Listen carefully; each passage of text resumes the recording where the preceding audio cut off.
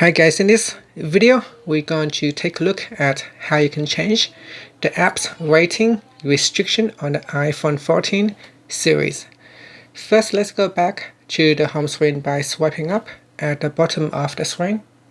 On the home screen, tap on Settings. In Settings, we go down and tap on Screen Time. Next, tap on Content and Privacy Restrictions. Then tap on Content Restrictions. Now enter the screen time passcode. Then tap on Apps. Now at the moment it is set to 12 plus.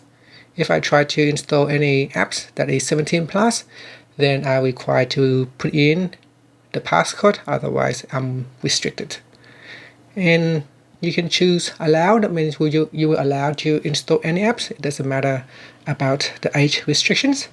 Or you can choose don't allow. Finally, you can swipe up to go back to the home screen. Thank you for watching this video. Please subscribe to my channel for more videos.